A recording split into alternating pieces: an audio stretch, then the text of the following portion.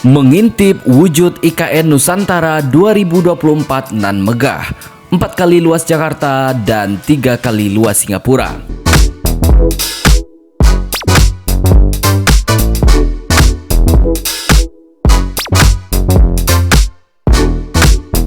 Progres pembangunan Ibu Kota Negara atau IKN Nusantara telah mencapai 12% di awal tahun 2023.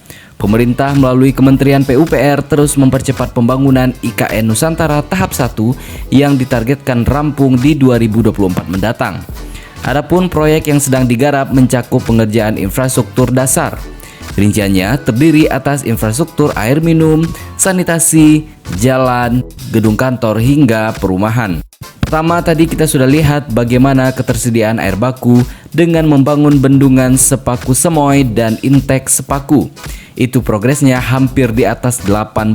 82% atau 85% lah.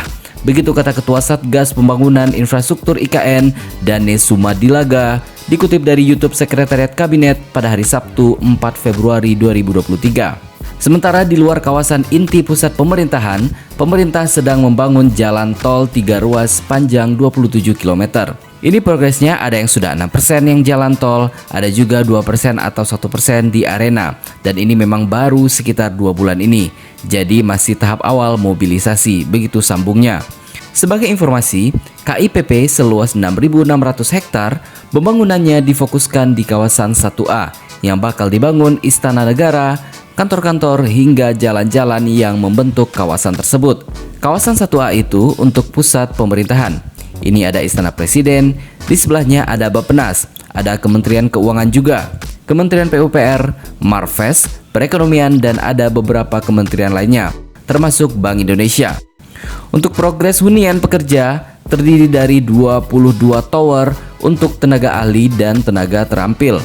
Bangunan dilengkapi dengan masjid, kantin, kantor, klinik, toko, dan lainnya. Menurut Danis, 22 tower ini menyediakan 3.300 tempat tidur yang bisa menampung hingga 16.000 orang.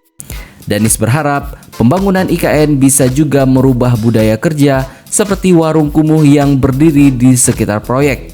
Dalam pembangunan IKN, Danis menyebutkan akan lebih terorganisir baik dari sisi kesehatan, kebersihan kamar mandi, dan sebagainya.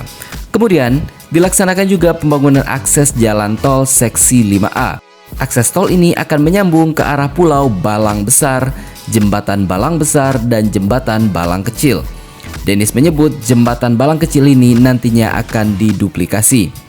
Kepala Otorita Ibu Kota Negara IKN Nusantara, Bambang Susantono, menyatakan luas ibu kota baru di Kalimantan Timur ini memiliki luas 256.142 hektar. Luas ini lebih kurang 4 kali luas kota DKI Jakarta dan 3 kali luas Singapura. Begitu kata Bambang dalam acara Mandiri Investment Forum di Plaza Mandiri pada hari Kamis 2 Februari 2023. Di sisi lain, penduduk kota IKN Nusantara juga ditargetkan hanya diisi oleh 1,9 juta jiwa saja. Karena kita akan memiliki kota yang semuanya seimbang dengan alam dan manusia. Luas IKN itu secara keseluruhan akan dibangun bertahap hingga 2045 mendatang. Saat ini pemerintah sedang fokus membangun kawasan inti pusat pemerintahan atau KIPP sampai tahun 2024 yang luasnya sekitar 6.671 hektar. Bambang pun menuturkan 65% dari luas IKN akan dibiarkan sebagai hutan tropis. Hanya 25% dari total area yang akan dibangun perkotaan dan 10%-nya dijadikan taman serta area produksi makanan. Oleh karena itu, Bambang membantah jika pembangunan IKN Nusantara nantinya akan merusak lingkungan. Wrong, karena di sini kita akan menghutankan kembali. Sekarang ini hutan produksi, kita akan membuat hutan produksi itu jadi hutan tropis kembali. Begitu ujar Bambang. IKN Nusantara disebut akan memiliki 9 daerah ekonomi yang masing-masing memiliki tema. Selain KIPP, ada juga Pusat Ekonomi dan Keuangan seluas 17.206 hektar. Area energi terbarukan seluas 6.753 hektar. Area pariwisata seluas 9.761 hektar.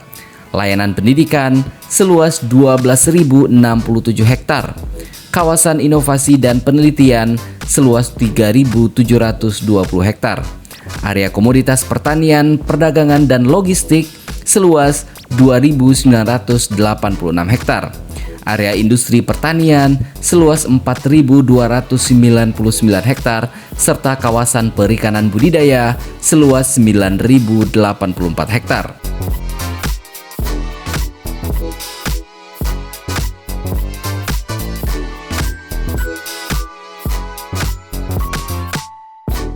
Sebagai informasi, selaku Kepala Otoritas IKN, Bambang Susantono memperoleh hak keuangan yang diterima setiap bulan sebesar Rp172.718.840. Penghasilan itu terdiri atas gaji pokok sebesar Rp5.040.000, tunjangan melekat sebesar Rp648.840, tunjangan jabatan sebesar Rp13.608.000, dan tunjangan kinerja sebesar Rp153.422.000. Selain itu, Kepala Otorita IKN juga menerima dana operasional sebesar Rp178 juta.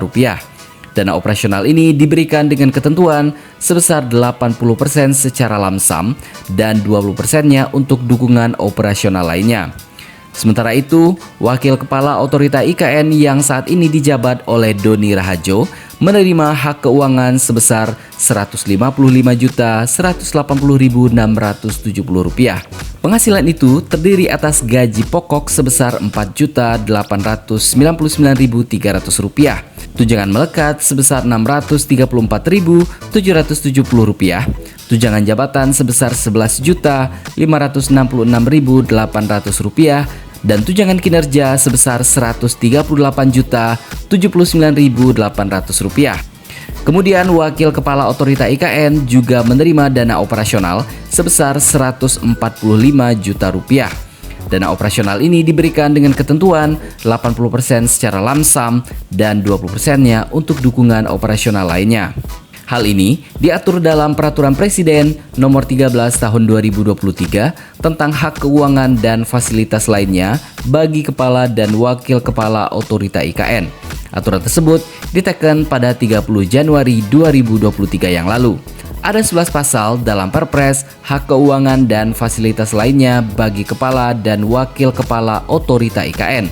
Hak keuangan Kepala dan Wakil Kepala Otorita IKN itu meliputi gaji pokok, tunjangan melekat, tunjangan jabatan, serta tunjangan kinerja, termasuk di dalamnya tunjangan keluarga dan tunjangan beras.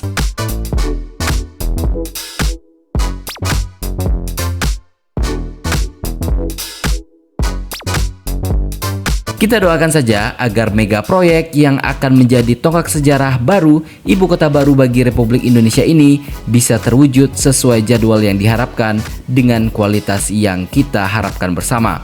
Bisa menekan kemacetan di Jakarta dan juga diharapkan bisa meratakan pembangunan di seluruh wilayah Indonesia. Jadi, bagaimana menurut pendapat Anda?